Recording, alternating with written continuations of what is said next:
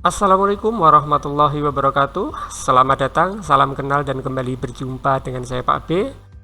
Oke teman-teman balancer semua, pada kesempatan kali ini kita akan belajar tentang praktikum atau siklus akuntansi perusahaan dagang. Saya mengambil contoh dari kasus toko Gemah Ripah. Jadi nanti di sini kita akan mencoba belajar bersama menyusun mulai dari jurnal khusus, kemudian buku pembantu, baik pembantu piutang, pembantu utang, kemudian daftar saldo, buku besar, neraca saldo, sampai dengan nanti laporan akhir. Oke, untuk memulai kegiatan pada kali ini, mari kita awali dengan basmalah. Bismillahirrahmanirrahim.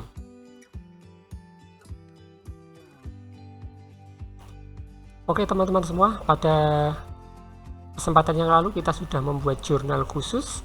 Pada kali ini kita akan mencoba menyusun atau kita posting ke dalam buku besar pembantu, kemudian buku besar pembantunya nanti ada dua ya, buku besar pembantu piutang dan ada buku besar pembantu utang.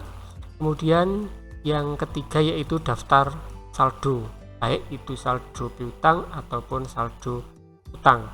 Sebenarnya ada juga untuk saldo persediaan saldo persediaan, tapi dalam kasus ini karena persediaannya itu tidak terperinci, tidak dirinci satu persatu, maka di sini kita tidak membuat daftar saldo persediaan. Oke, sebelumnya sebenarnya pada perusahaan dagang itu ada kasnya ada kasnya. Itu ada yang terbagi menjadi dua ada kas kecil dan ada kas in bank. Jadi ada dua kas yang digunakan biasanya. Kalau untuk perusahaan yang sudah besar itu kas di bank, dan ada kas kecil. Kas kecil itu biasanya untuk transaksi sekian. Ya misalnya 2 juta ke bawah itu menggunakan kas kecil, sedangkan di atas 2 juta itu menggunakan kas di bank.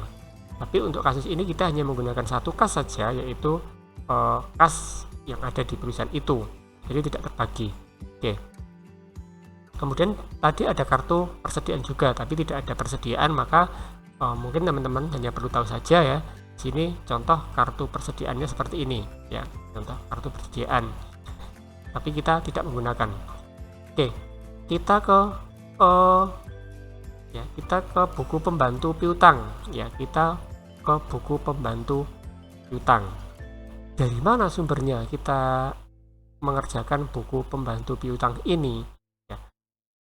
Yang kita lihat untuk membuat buku pembantu piutang yang perlu kita lakukan yaitu yang pertama yaitu kita harus melihat jurnal-jurnal yang kemarin sudah kita buat ya. Piutang itu pasti berkaitan dengan apa teman-teman? Dengan penjualan ya kan, pasti berkaitan dengan penjualan. Jadi yang kita lihat yang ada kolom piutangnya saja ya, seperti ini. Jadi bisa kita beri tanda ya. Ini yang pertama dari jurnal penjualan ya, belah debit, jurnal penjualan. Kemudian yang kedua jurnal penerimaan kas ya kan, dari jurnal penerimaan kas. Jurnal penerimaan kas di sebelah kredit. Jadi nanti sumber kita untuk menyusun buku pembantu piutang ini kita bisa menggunakan dua sumber ini ya. Oke, dua sumber ini. Kita dari yang pertama dulu, yaitu dari jurnal penjualan. Ya, dari jurnal penjualan. Di sini toko Bengawan ya, kita lihat tadi. Kita buat tanggalnya dulu ya, teman-teman ya. Oke. Toko Bengawan ya, toko Bengawan. Ya, kita lihat dari jurnal penjualan. Ya, jurnal penjualan di sini ada 1.500.000 ya kan, 1.500.000. Oke, sebelah debit ya kan. Kita tulis sumbernya dari mana? Dari JPJ-01. 01 itu menandakan berada di lembar pertama atau page 01 ya, halaman pertama. Nih. Oke, jadi ini kemudian besar berapa? 1.500.000. Saldonya berapa? Debit 1.500.000. Oke, kemudian kita lihat lagi toko Bengawan. Ada lagi nggak toko Bengawan?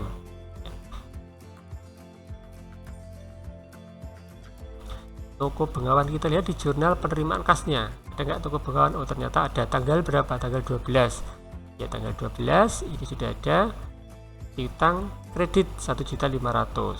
Oke, tanggal 12 ya, sama jurnal penerimaan kas ya, JPK debit atau kredit tadi teman-teman, kredit ya, kredit sebesar 1.500.000, berarti saldonya 1.500.000 dikredit 1.500.000, maka di sini 0 ya kan, 0. Kemudian yang kedua, toko Mahakam, kita lihat dari jurnal penjualan ya, toko Mahakam ada tanggal 20 besar 4 juta. Oke, tanggal apa tadi teman-teman, 20 ya. Oke, sumbernya sama, JPJ ya, jurnal penjualan ini tadi 4 juta, saldo debitnya 4 juta. Kemudian kita lihat lagi di jurnal penerimaan kasnya, oh ternyata tidak ada, berarti jurnal untuk toko Mahakam hanya ada ini.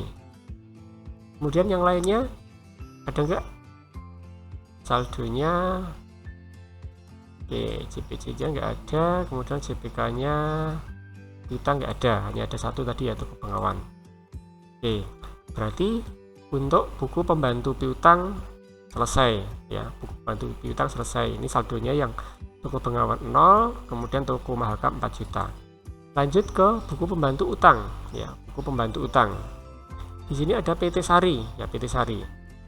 Kalau tadi buku pembantu piutang itu berkaitan dengan jurnal penjualan dan jurnal penerimaan kas, kalau utang itu pasti berkaitan dengan pembelian dan pengeluaran kas. Oke, kita lihat di sini ada PT Sari ya, ada PT Sari. Utang, di sini ada utang dagang ya. PT Sari ada utang dagang 2 kali, ini tanggal 2 dan tanggal 22 ya, ini. Oke, kita masukkan saja PT Sari tanggal 2 tanggal 22 ya. Sumbernya dari jurnal pembelian sama. Nah, tadi posisinya di kredit ya, di kredit 2.500.000 dan 2.500.000 juga.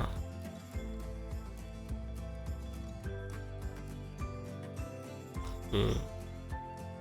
Untuk PT Sari ya, saldonya di sini kredit, berarti di sini kredit, kemudian di sini tambah lagi berarti 5 juta.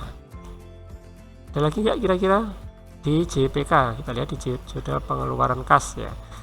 Pengeluaran kas utang dagang, oh ternyata tidak ada. Oke, berarti buku pembantu utangnya hanya ada satu, PT Sari saja. Oke, setelah buku pembantu piutang dan utang selesai, kita lanjutkan ke daftar saldo ya. Kita masukkan ke daftar saldo. Jadi yang saldo yang ada di sini ya, toko Bengawan utang piutangnya ini berapa saldo piutangnya? Kita masukkan ke daftar saldo sini. Daftar saldo piutang yang pertama ya, itu toko Bengawan, saldonya oh ternyata 0 karena tadi nihil ya, toko Bengawan saldonya 0, maaf ini 0 ya. Kemudian yang kedua ada toko Mahakam, saldonya berapa tadi, 4 juta ya kan, 4 juta.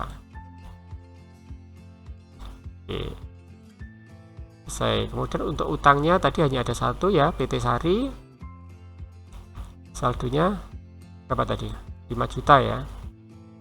Oke, 5 juta nih. Jadi kita hanya memindahkan saja dari sini, kita pindahkan ke daftar saldo utang. Kemudian dari sini ini ya, kita pindahkan ke daftar saldo piutangnya. Selesai. Jadi seperti ini ya teman-teman untuk posting daftar saldo atau buku besar, buku pembantu piutang dan buku pembantu utangnya. Kemudian kita lanjutkan ke daftar saldo.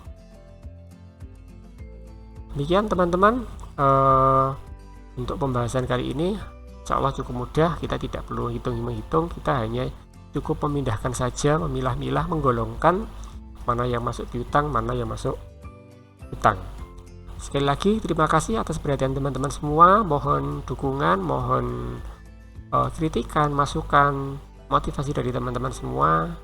Semoga saya tetap semangat untuk membuat konten-konten yang positif untuk menambah wawasan kita semua. Sekali lagi saya mohon maaf banyak kekurangannya. Saya hanya pemula yang ingin bisa. Saya akhiri. Assalamualaikum warahmatullahi wabarakatuh.